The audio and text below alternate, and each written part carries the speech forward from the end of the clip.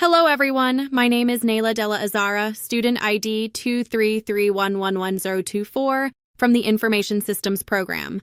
In this video, I will present a complete explanation about business continuity, disaster recovery, and business continuity audits, including their importance, components, processes, and real examples. Business continuity and disaster recovery are two of the most critical components in modern organizational resilience. In today's digital era, disruptions can occur at any time, whether caused by natural disasters, cyber attacks, system failures, human error, or unexpected operational incidents. Because of this, organizations must have a well-structured plan to ensure that essential operations continue running even during a crisis and can be fully restored afterward. Business continuity is focused on maintaining essential functions during a disruption, while disaster recovery focuses on restoring IT systems and data after an incident. Business continuity begins with understanding the organization's most important processes. Not every business activity needs to be restored immediately. Some activities can pause for a short period without significant damage, while others must remain operational to avoid financial loss, safety risks, regulatory violations, or customer impact. For example, banks must ensure transaction systems stay available. Hospitals must ensure patient data is accessible, and e-commerce companies must keep their ordering systems running. Business continuity identifies these critical areas and ensures they remain functioning during disturbances. Disaster recovery, on the other hand, is more technical. It focuses on restoring IT services, servers, networks, databases, and applications after a serious failure.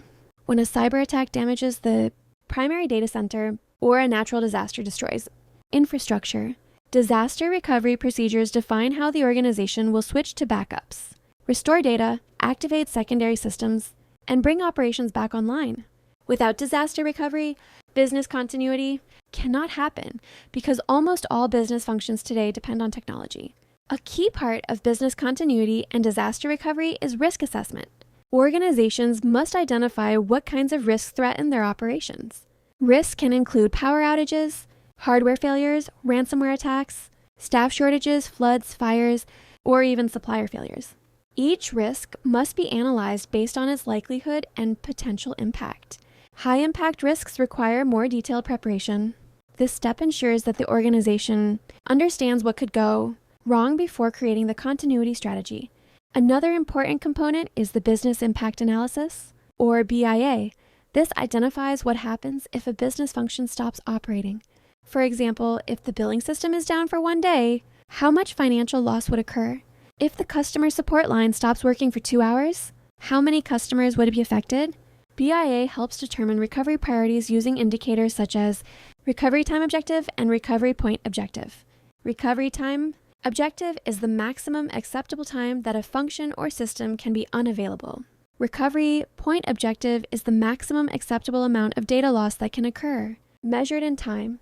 These two metrics guide how fast systems must be restored and how frequently backups must be taken.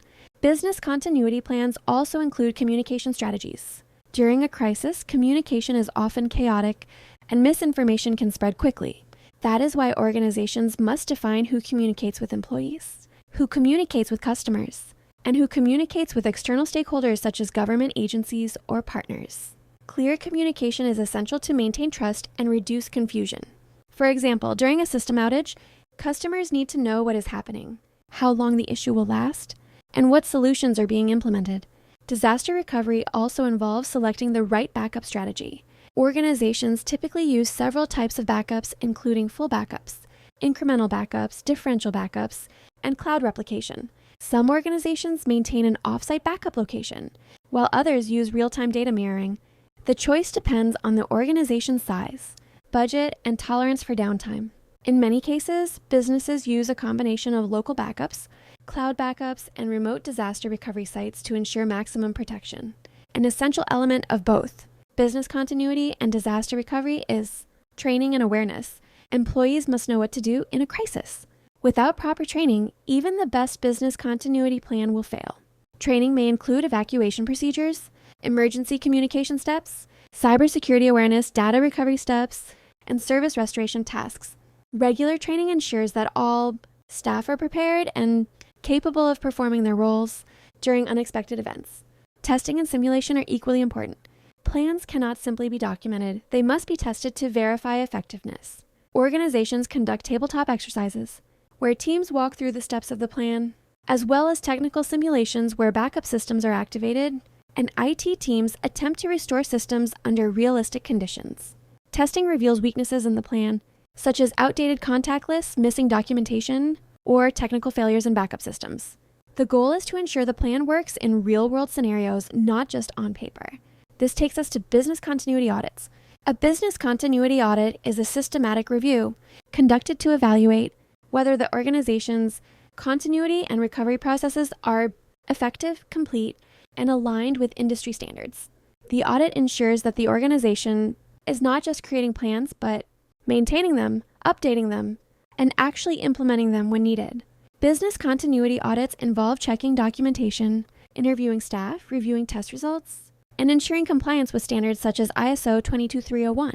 During the audit, the auditor examines whether the organization has conducted a risk assessment and business impact analysis. The auditor also checks whether the continuity plan includes clear recovery responsibilities, communication protocols, resource requirements, alternate work locations, IT recovery procedures, and backup strategies. Additionally, the auditor verifies whether the plan has been tested and updated regularly. If gaps are found, auditors provide recommendations to improve resilience. A business continuity audit also evaluates the organization's leadership commitment. Senior management must support resilience initiatives, allocate resources, and ensure that continuity planning is integrated into business strategy. Without leadership commitment, continuity efforts often fail due to lack of funding, outdated systems, or insufficient personnel. Strong leadership ensures that continuity is treated as a strategic priority, not just a compliance requirement.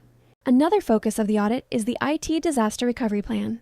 The auditor checks backup schedules, data recovery procedures, server configurations, failover systems, and recovery documentation.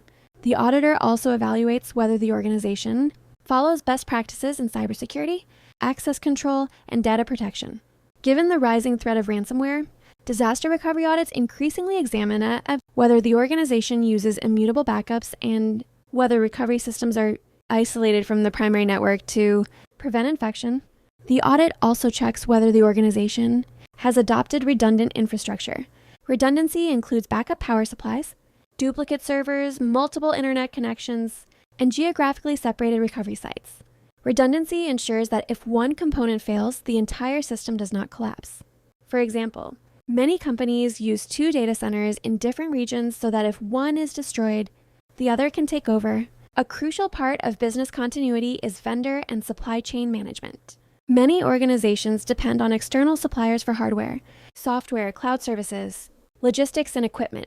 If a supplier experiences a disruption, the organization may also experience disruptions. Therefore, the audit checks whether the organization evaluates vendor risks and maintains backup suppliers for critical services.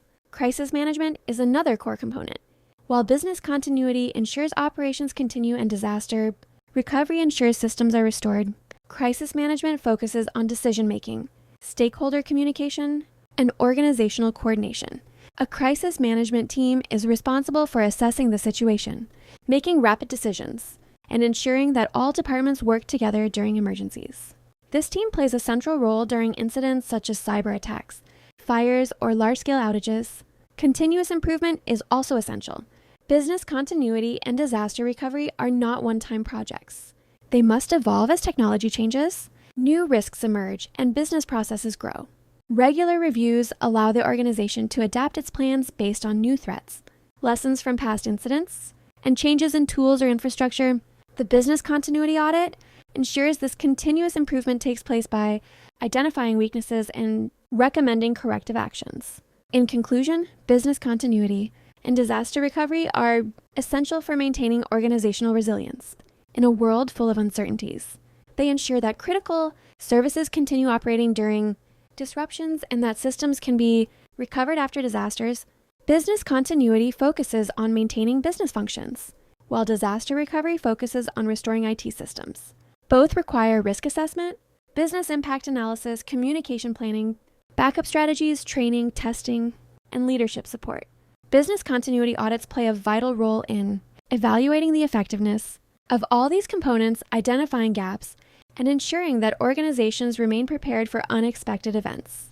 With strong planning, continuous training, and routine audits, organizations can protect their operations, data, reputation, and long-term sustainability.